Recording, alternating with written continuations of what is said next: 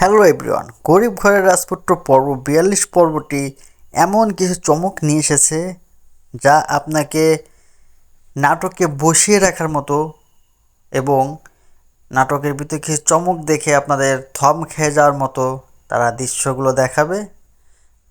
পারিবারিক দ্বন্দ্ব, ভুল বোঝাবুঝি এবং বড় এক সত্যের মুখোমুখি দাঁড় করিয়েছে প্রধান চরিত্রগুলো। ৪২তম পর্বের মূল কাহিনী সংক্ষেপ আজকে জানাবো।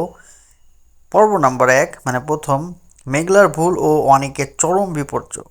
এপিসোডের সবচেয়ে বড় ধাক্কাটি আসে যখন মেঘলার একটি বড় ভুলের কারণে অনিককে চরম মূল্য চুকাতে হয়।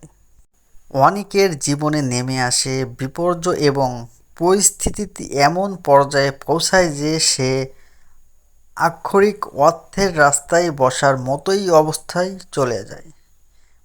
পর্ব নাম্বার ২ মানে নাম্বার ২, বাড়ি থেকে বিতরণ।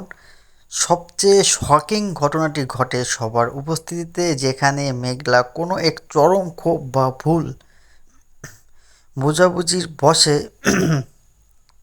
অনেককে বাড়ির বাইরের মানুষ বলে অপমান করে এবং নাটকীয়ভাবে বাড়ি থেকে তাড়িয়ে দেয়। এই দৃশ্যটি পুরো পর্বের আবেগময় অবাক চরম সীমায় নিয়ে যায়। পর্ব নাম্বার ৩ মানে ৩ নম্বর, রাতুলের সত্য প্রকাশের উপক্রম।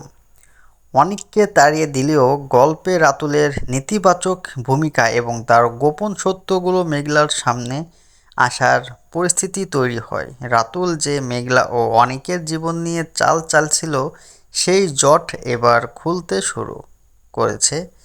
পর্ব নাম্বার ৪ মানে ৪ নম্বর, সন্তান এবং ডিভোর্সের রহস্য। গল্পের সমস্ত রলে বৃষ্টি ও অনিকের ডিভোর্স বা বিচ্ছেদ পর কাহিনীর মোড় কোনো একদিকে ঘুরবে তা স্পষ্ট হতে শুরু করেছে।